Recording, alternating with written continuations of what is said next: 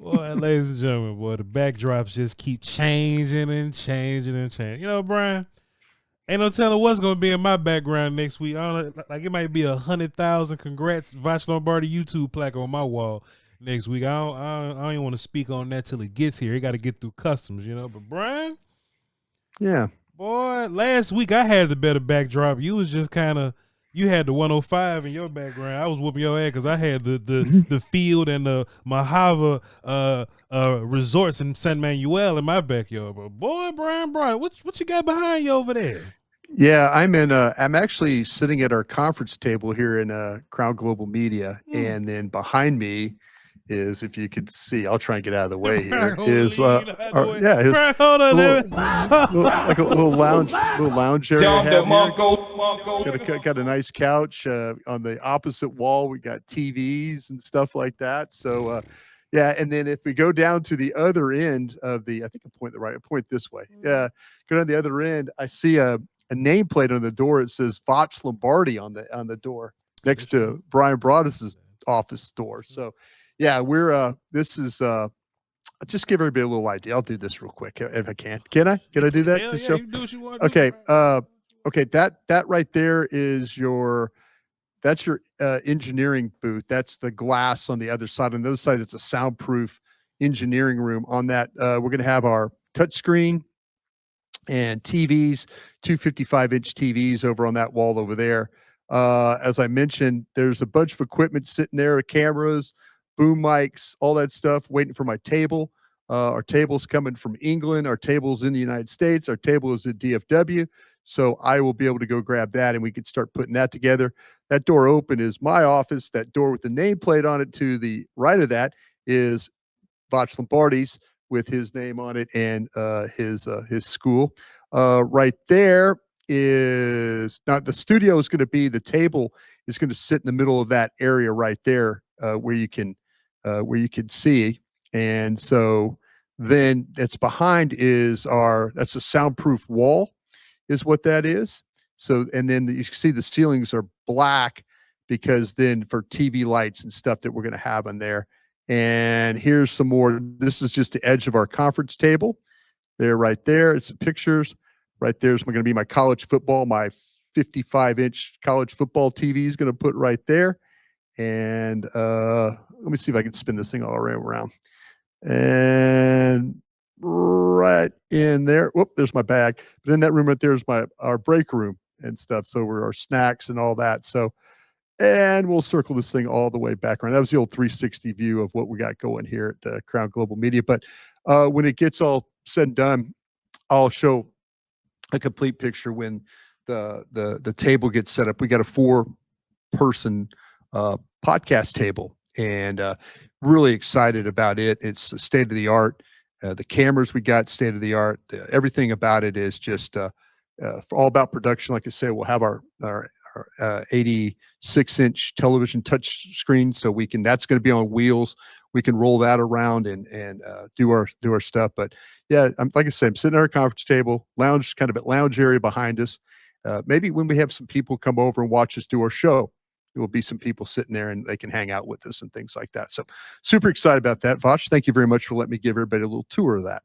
You know, Brian, you used to be a very modest man, but hanging around me, I'm starting to feel a little arrogance come off your voice there. But I like it a little bit, bro, because that's how I be talking to him. Be like, oh, you're over here by let me get out the way. Let's see, y'all can see my furniture right here. Y'all can see. Well, no, I mean, I just like I said, you ain't had to tell us how big the TV gonna be, Brian, bro. You ain't had to tell. Oh no, we're working in a 2,900 square foot studio here, so yeah, everybody's support is much appreciated. Let them know how big the damn space is, bro. You starting to act like Voch, and I like it, Brian. I am proud though that I am proud my office is right next door to your office, so I could you open that door, I could just start yelling at you, hey Voch, what about this? But yeah, we've got some, like I said, I'm really proud of the soundproof studio that we have. That's the table that's going to be in there. It's quite an operation. So just thankful and truly blessed that we've been able to put this together, and God willing, on September 1, we will actually be broadcasting from this facility. So check it out when we do that. But along the way too, as Voch has got to 100,000 followers, we could use your support on that as well. So YouTube at Crown Global Media. I've done some shorts and things like that to kind of having some fun with that. But full blown, we got crownglobalmedia.com. It's another thing you could get Voch's shows. That's on our website as well. Some of the stuff that I'm going to do, check that out. And ways to interact with us. We've got our Twitter page up at Crown Global Media. So if you want to interact with me on that too, same with, we've got our Twitter pages and stuff, our own Twitter pages, but a lot going on here at going on in Irving, Texas, not too far from the old Cowboy Stadium, Texas Stadium. So excited about that. I'll be sure to put the link to everything in all of these descriptions, Bryan. And yeah, thank you. And whenever it's time, we'll be sure to drop an actual video giving a tour of the. Yeah, that's my plan. When I get this podcast table in here, we're gonna start putting that thing together, and I'm gonna give you an idea what this place is gonna completely look like with all the bells and whistles and stuff that we're gonna do. It's been a big undertaking. I thank everybody that's been involved with it and the help, in putting it together, and it's super exciting. Looking forward to. I'm really excited too about not only the Cowboy season but the draft, because we're gonna have some seriously good draft content too coming out of this place. So just keep an eye out, and things are rolling in the right direction. Shouts out to Steve. Shouts out to Zero. Let me take off my my $300 Ray-Bans, like Bryan Broaddus would say. He'll tell you exactly how much it costs and how big it is. Mm-hmm. Man, Bryan, you left Saturday. Yeah. And boy, I was talking about my bad little case of FOMO the last time we talked. Yeah. You know what I mean? Like it was like it felt good to be back home and chilling out, maxing, relaxing for a second, right? It felt good. Mm-hmm. But I miss practice, Bryan Broaddus. I may not miss being away from home. I may not miss the Oxnard necessarily. I tell you what I miss. As soon as I get to damn Dallas, it's 98 degrees out this mug. So I miss the weather. Yeah. I had so many questions about practice, and I was like, all right, which one of my media compadres gonna pick up where I left off? And some people have touched on it a little bit. But ain't nobody really getting the O-line like I needed them to get in the O-line. You know what I mean? Yeah. I still got a lot of questions about Nate Thomas. I still have a lot of questions about Terrence Steele and his ankle and how that looks. But then the Cowboys go and sign Lael Collins. Now I know Lael hadn't done nothing yet, but I would imagine he's gonna be doing something soon.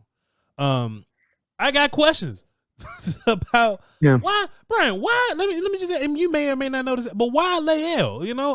I would imagine that there are some offensive linemen that have been closer to putting pads on and playing. There's some offensive linemen that may have been on the street, as we say, that probably been a little, maybe in better football shape, I'm not sure, than Lael. Why Lael? I know he was working with Duke, but Lael hadn't done this in a couple years, huh, Bryan? Yeah, no, it's had played in a year. And I'll say this though, Voch, I watched the workout. I saw the workout with my own eyes, and I was thinking like, okay, Lael Collins, bad back, knee problem. I was thinking of all these things that he's had in the past. And I'm thinking, okay, here we go. It's going to be a workout where he's going to get halfway through it. They're going to slow the pace down. He's going to be bending over. He's going to be trying to catch air. He's going to be, it's not going to look good. They put him on the sled. A man still got some pop. I mean, you could hear that sled when he came off the ball and he got into that sled and they were like pushing around and doing some stuff. I was like going, okay. He never was laboring during the practice. He was movement. They had him pulling. They had him reaching. They had him combo blocking. They had him doing all the things that he's going to need to do. I talked to Will McClay before I left. I said, hey, boss, where you envision this player to be playing? He said, Bryan, he goes, we've got some depth problems along the offensive line. He's going to start out playing tackle. He's going to play guard, and we'll figure it out. But that's where, I was thinking, well, is he going to be a tackle? Is he going to be the right tackle? Is he going to be, where's he going to, Will told me, he goes, no, he's going to work across the offensive line with the exception, both sides, with the exception of center. So the workout to me, from my pro scouting eyes, I was shocked of how productive the workout was. because I was expecting, I'm not going to lie, I was expecting the worst. I was expecting a guy with back problem, knee problem, not getting through it, slowing everything down, and like, okay, he's not in shape. Go home, get in shape, and come back.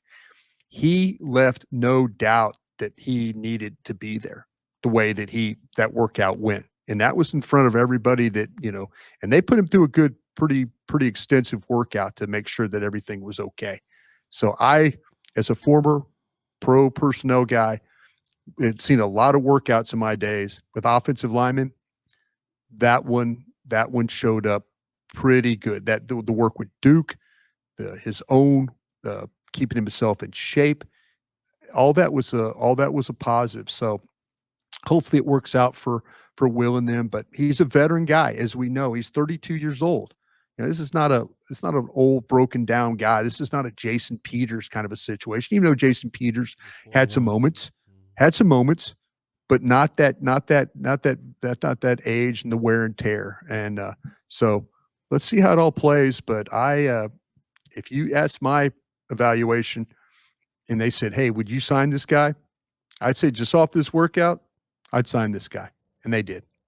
As I take a sip of my salt and pepper lounge glass here, Bryan, and yeah. Oh, by the way, I've got this table behind me. Yeah. This table, this lounge area, and we're gonna have some glasses on that table. Trust me on that. We have some glasses. Yeah. They'll look great. Appreciate you, and y'all can get yours at the link down in the comments and description there. But Bryan, as I take a sip of water out of my glass here, Bryan, you think that like this is a camp body thing? Like we just trying to survive until we get to September? Band-Aid? Band-Aid kind of a thing? Or you think, hey man, well, let's goes out of here. Maybe like one other one.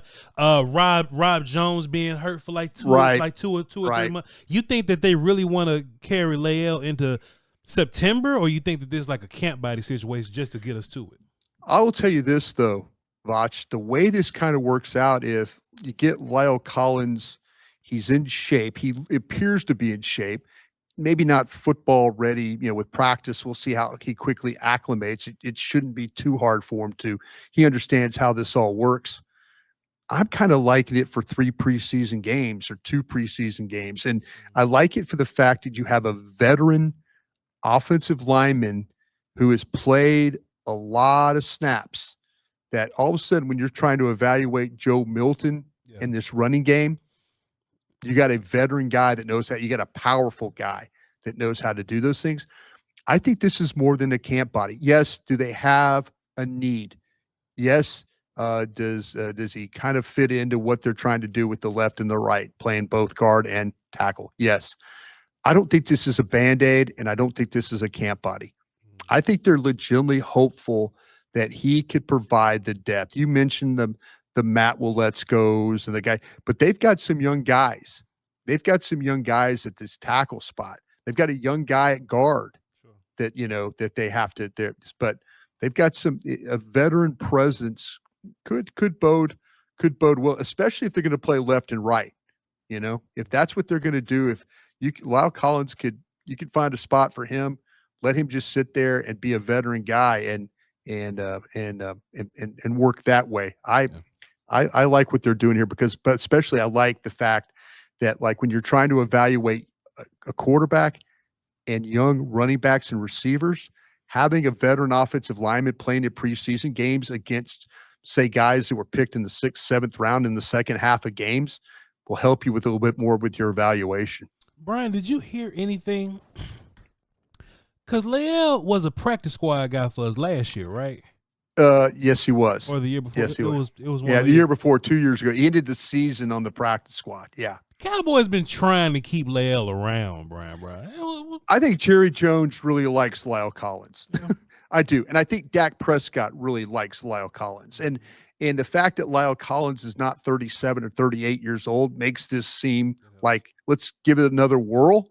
If he could come in and show some of that you mentioned it. I mean, you're the offensive line whisperer. You're saying, hey, why Nate Thomas at tackle? Yeah. Well, Nate Thomas is a powerful guy, so to me, this is where you get a guy like Lyle Collins that's got some mean nastiness to his game. He's got a little bit of power to his game, and a second chance here, a legitimate second chance. Before second chance, he wasn't in shape. Right. He wasn't healthy. Man, moving around the other day, he looked healthy, and that's my eyes. I'm like, if he was stumbling around and putting hands on hips and bending over and slowing down the workout, no, man, get back on a plane and go home. We can't use you right now. He was ready for this workout. He and Duke got ready for this workout. I mean, he's trying to play football. Shout out to Duke. Duke has become my he's become my Bill Callahan running game Moses. I got to figure out a nickname for Duke. He's like the Lazarus. He's Lazarus. I mean, he's bringing people back from the dead. Kind of a thing. But I really, if the workout was bad, I ain't gonna lie to you. I ain't blowing smoke up anybody's ass. He looked good in that workout, and I understand why Will signed him. I might send Duke a text or something like that. I don't know. I might reach out to one of my, reach out to one of my O-line sources and just kind of see what went. And you tell. I need when I saw the other day last show. You had the O-line, the mastermind. The mastermind. I mean, my gosh. I mean, you got a hook up there. Hook up with glasses and swag. That's what you got to do, Brian. Brian, I was watching some highlights from camp. I mean, from last practice or whatnot, right? Mm-hmm. And man, I was thinking that George Pickens is gonna come in here and be like, well, first of all, he's been fantastic, by the way, Brian. Let me just say, that. But I thought Pickens was gonna be like right there with CeeDee Lamb, Brian. Mm-hmm. It could be me, Brian. I want to ask what your eyes have been seeing. Man, I think CeeDee Lamb is elevating a little bit more, Bryan Broaddus. You know what I'm saying? Just some of the highlights that I've been seeing. It's very CeeDee Lamb-esque. It's very 88-esque, by the way, because 88s have fantastic camps here, Bryan Broaddus. But it just seems like he's taking this game to another level. And I wonder if that was the guy that we was going to get anyway, or I wonder is this because maybe like GP is pushing them a little bit. Like maybe they're getting some friendly back and forth in there to kind of push each other a little bit, because if there's anything that we should be talking about, it shouldn't be little contract nonsense that's gonna get worked out regardless, right? That they're all gonna cave in and be ready for the first game of the year anyway. But it should be how great 4, 3, and number 88 look out there, Bryan Broaddus. I'll tell you what, and I was on this morning with Jeff Kavanaugh. Before we did our show. I was on with Trust the Tape with Jeff, and we were talking about, the question came up about George Pickens, and I am a huge George Pickens fan. After watching him those practices and getting a chance to talk with him and the excitement level he is with a quarterback to get him the ball and let him play on the move, he's got that look in his eye like he's going to have a big year. That guy on the other side, that number 88. That's we all know that's a dude. Yeah. That is a dude. He is going to go out. He's going to practice hard. He's going to be competitive. He's going to win. He is going to draw coverage away from Pickens. He's going to do everything in his power to, when the ball's in the air, he's going to go make a play. He's one of these guys. I tell you what, I am excited from what I've seen, the practices, and I know you and I were there, and you were really doing a great job with that offensive line. I know with the guys I was watching him. I was watching Tolbert. Not Tolbert. Turpin. I was watching the receivers, but the guys that showed up. You tell me, Ferguson looks healthy. They're figuring out stuff with Turpin, Pickens, and then Lamb. And if they kind of figure out what's going on with the running back stuff, and by the way, I'm coming out of there thinking that the running back room was better than I was going to give it credit for.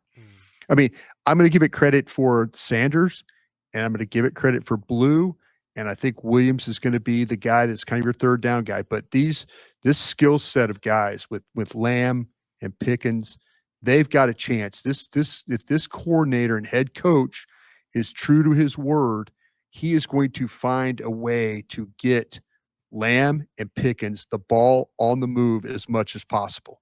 Because you've said it the best. Don't give me the hitch routes and the hooks and those crazy routes where they don't have a chance. Let me play on the move. Let me cause stress in the secondary. they've got guys now that can cause stress in the secondary when you add George Pickens to this room.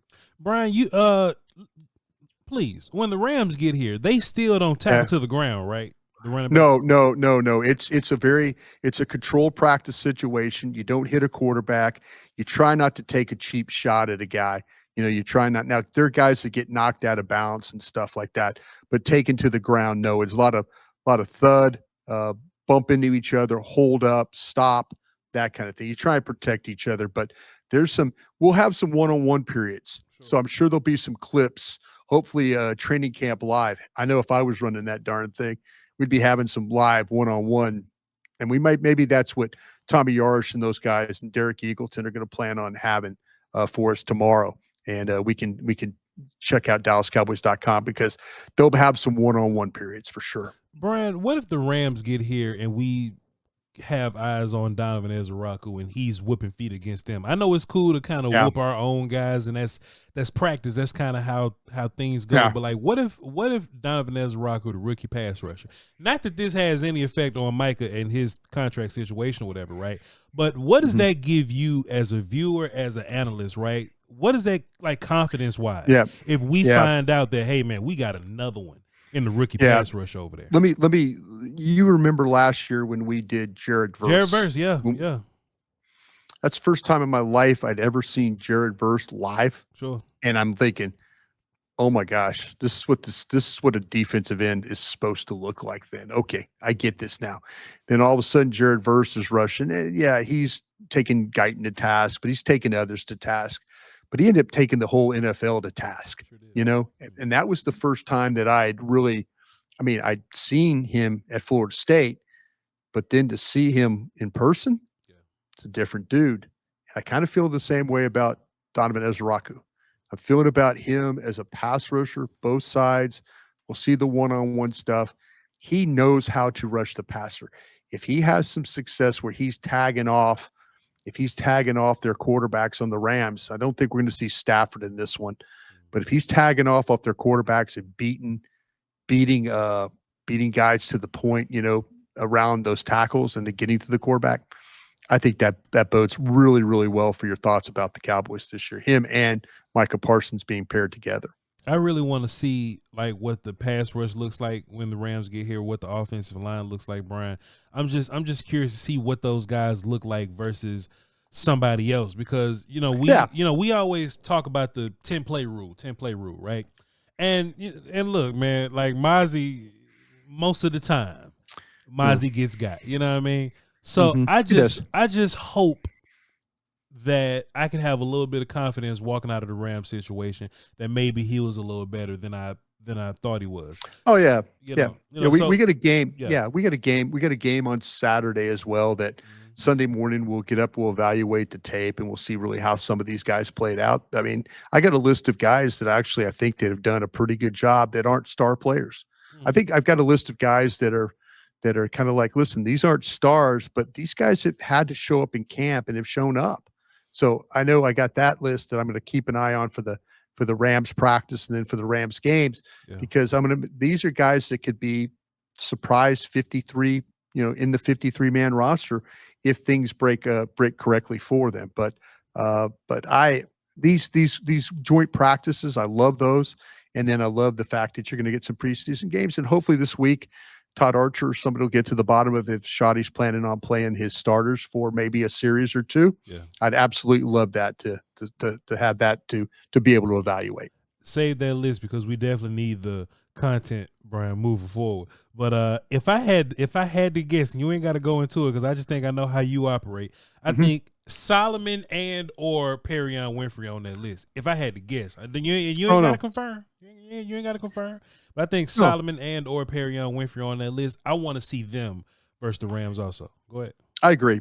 They both of these guys have done a nice job of working with the defense and in the way that they've been able to, and they've gone up against the Cowboys when it's Tyler Smith, it was Booker, Beebe. They've brought it against those guys. It hasn't been just, it hasn't been Hoffman and TJ Bass and stuff. They've gone up against who we think the Cowboys' strength of their offense is their inside three. Yeah. And so I like what I've seen from these defensive tackles for sure.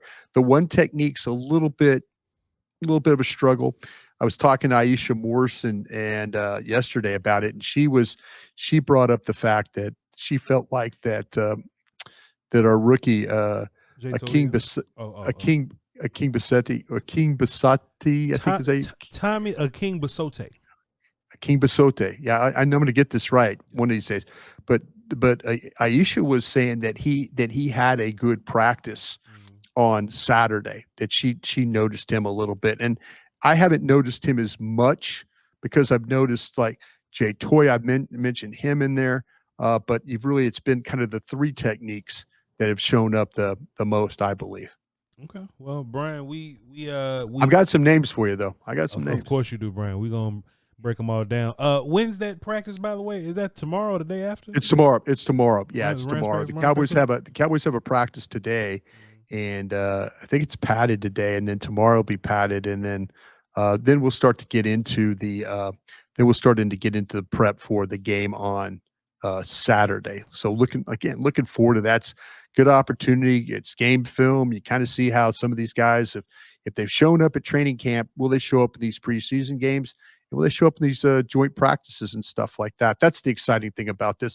But we're also getting to a point too where I think there's 6 more practices left. Mm-hmm. We're getting to the point now too where they're going to start getting ready for the Eagles. Yeah. And guys who haven't shown up in these practices, it might be too late. Yeah. We're a good 2 weeks in. And if you haven't shown up by now, there's some games you're going to have to participate in, and hopefully that'll be your shot. But if you haven't shown up by now, there's probably a pretty good chance you're not going to show up. I'm going to wait till the Rams practice and the Rams preseason game before we have a long conversation about Mozzie. Yeah. Because you just kind of mentioned what you just mentioned, and he's the first name that just popped up in my mind. I wonder, what's the relationship between, hey, man, we spent the first-round pick on you versus everybody else that we bringing in. And I'm trying to be fair to the player, like you say, Bryan Broaddus, but we've seen Jay Toia flash a little bit. We've seen Perrion flash. We've seen Solomon flash. Osa's going to be a B-gap guy, you know what I mean? So we ain't really looking at him comparatively in that way. Mozzie needs a flash badly. So I'm going to hold my commentary until the practice and the game. Because Mozzie might be a bad practice play. He might be a good gamer now. I don't know. I'm trying to be fair to him. But at some point, after those two situations, I want to know what the balance is between, all right, you're a first-round pick, but how long do we wait for you? We can have that conversation, Bryan Broaddus. But good show, sir.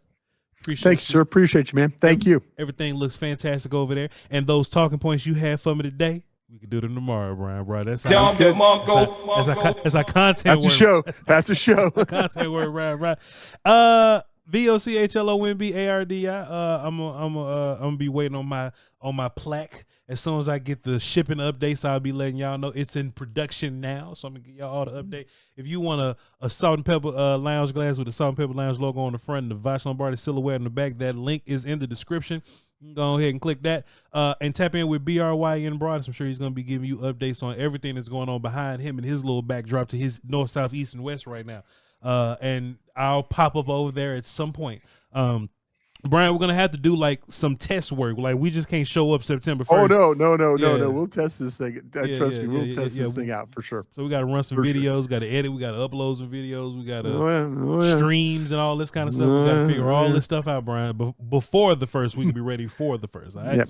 There you go. But we love y'all. We appreciate y'all for tuning in, man. Y'all hold down until tomorrow. Crown.